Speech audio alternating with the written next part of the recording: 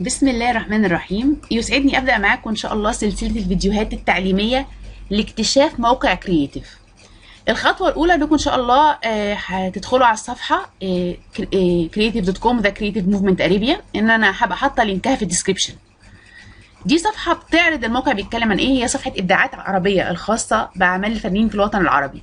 من خلالها بتقدر تشترك في الموقع من خلال إنك تضغط زرار اشترك ده، أو إنك تدوس اشترك اللي بالاحمر هنا.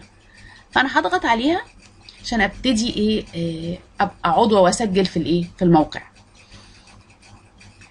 في 3 طرق للتسجيل زي ما انتم شايفين، عندي الفيسبوك او جوجل بلس او الايميل. احنا هنستعمل الايميل.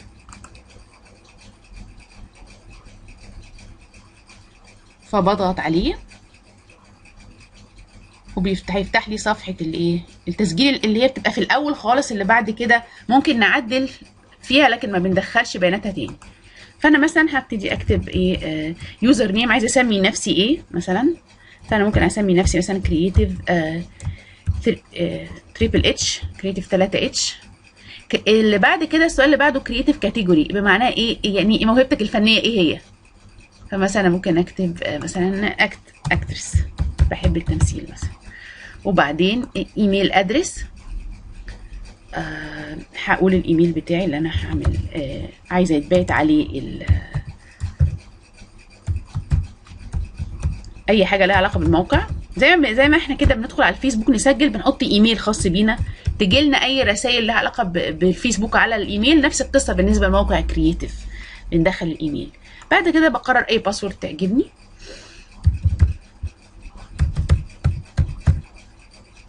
وبدخل طبعا بلدنا العظيمه مصر او اي بلد عربي طبعا شقيقه. بضغط هنا، يا سلام مصر منوره الليسته. وبعدين بعد كده فده تحت كونتري، وبعدين في ستيت اند بروفنس اللي هي بتبقى بالنسبه لنا المحافظات. نختار هنا، بنضغط عليها يطلع لنا لسته المحافظات.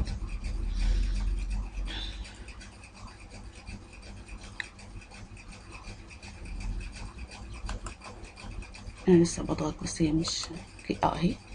مثلا هختار الجيزه عشان السرعه، وهدوس في هنا تشيك بوكس اسمها هايد ماتيور كونتنت، يعني لو حضرتك ما تشوفش اي حاجه تكون غير للكبار فقط او غير لائقه بتضغط عليها، فاي حاجه من النوع ده مش هتشوفها اصلا على بروفايلك. فاحنا برضو ممكن نعمل كده، وبعدين ندوس جوين.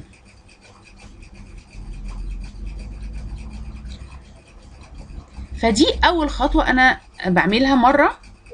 البيانات دي ممكن بعد كده بتعدلها لو حبيت، بس بتبقى خطوه اولى بتتعمل فيها الحاجات دي. اما بتخلص بيبقى بيفتح لك الهوم بيج الاساسيه، لكن في نفس الوقت بيبقى مطلوب منك ترجع على ايميلك، نفس الايميل اللي دخلت بيه. هتلاقي رساله اسمها اول رساله ويلكم تو كرييتيف، وبعد كده بيطلب منك انك تفعل حسابك. فبتقول لك بليز كونفيرم ريجستريشن، بتضغط هنا وتروح ضاغط على اللينك دي، فكده تفعل حسابك على الموقع.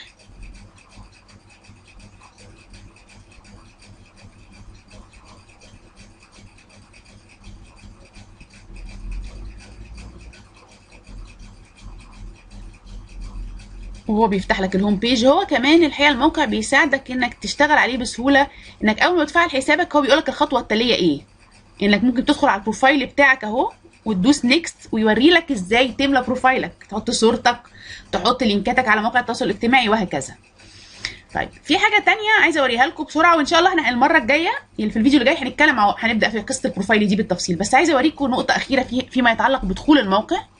فانا دلوقتي هطلع بره، هعمل لوج اوت عشان اوري لكم حاجه سريعه. لوج اوت.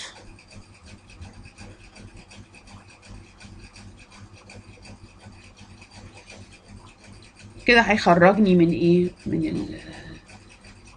من الموقع باليوزر اللي انا دخلت بيه ده.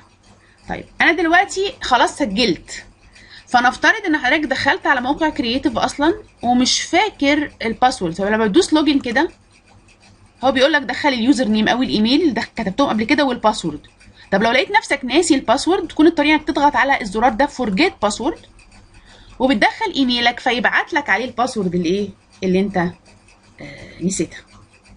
فدي طريقة تانية عشان ايه، لو حد بعد ما دخل على الموقع مش فاكر الباسورد بتاعته بيقدر يلاقيها من الموقع بالطريقة دي. بس هو ده نهاية الفيديو الأول بتاعنا، وإن شاء الله هنكمل استكشاف الموقع في فيديوهات تالية. سلام عليكم.